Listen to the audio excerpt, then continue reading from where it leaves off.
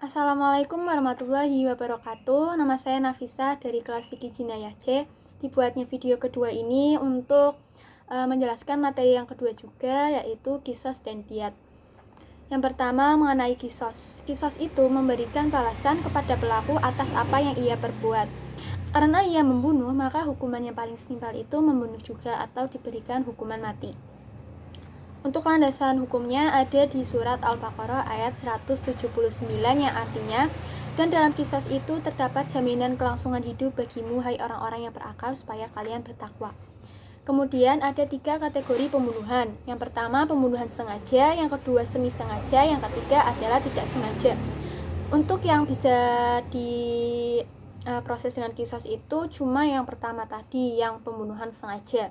Kemudian untuk landasan hukum yang lainnya ada di surat Al-Baqarah ayat 178 yang artinya, hai orang-orang yang beriman, diwajibkan atas kalian qisas berkenaan dengan orang yang dibunuh. Jadi qisas itu dilaksanakan apabila ada pembunuhan yang secara sengaja, kemudian tidak ada pengampuan dari pihak korban. Jadi dari pihak korban itu tidak memaafkan pelaku atas perbuatan pelaku. Tapi kalau misalnya dimaafkan, qisas ini diganti dengan membayar diyat. Nah, yang kedua adalah diyat. Diyat itu membebankan sejumlah harta kepada pelaku atas pembunuhan kepada pihak korban atau walinya. Jadi membayar diyat ini diberikan kepada pihak korbannya, bukan kepada pemerintah. Dan landasan hukumnya ada di surat An-Nisa ayat 92. Kemudian supaya bisa dilakukan diyat ini itu disebabkan karena 2 hal.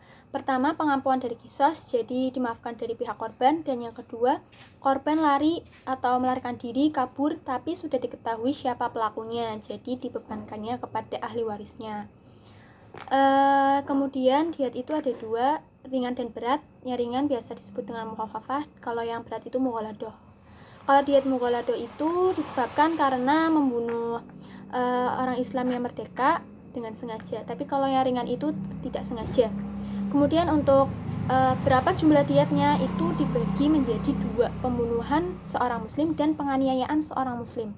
Untuk yang pembunuhan seorang muslim ini dibagi 3 lagi, sengaja, seperti sengaja, dan tidak sengaja. Kalau yang sengaja itu membayarnya itu 100 ekor unta dengan pengelompokan umur yang berbeda. Jadi 30 ekor unta berumur 3 tahun, 30 ekor unta berumur 4 tahun, dan 40 ekor unta yang positif hamil. Kemudian yang semi sengaja itu sama 100 ekor unta, tapi pengelompokan umurnya itu sama.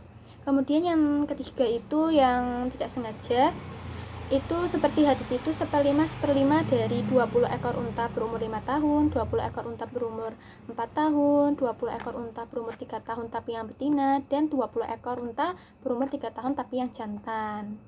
Kemudian yang terakhir yaitu penganiayaan terhadap muslim. Itu misalnya yang dianiaya atau yang dicederai itu organ tunggal yang memberikan banyak manfaat dan kebaikan. Misalnya lidah itu diyatnya dibayar penuh. Seperti yang di ketentuan berapanya itu sama kayak yang di pembunuhan sengaja, yang 100 ekor unta dengan pengelompokan umur yang berbeda. Tapi kalau misalnya yang dicederai itu misalnya salah satu dari tangan, itu yang dibayarkan itu separuh dari diyat. Tapi kalau misalnya tangan dua-duanya yang dicederai, itu berarti bayarnya penuh. Kemudian misalnya yang misalnya memotong jari entah itu jari jempol, tunjuk, tengah, manis, kelingking, itu sama-sama masing-masing membayar diyat 10 unta. Kalau misalnya gigi, masing-masing gigi itu 5 unta. Dan dibayarkannya ini ada disaksikan oleh orang yang adil, kemudian juga dinyatakan oleh ahli. Sekian pembahasan qisas dan diyat, akan dilanjutkan ke video terakhir mengenai ta'zir. Wassalamualaikum warahmatullahi wabarakatuh.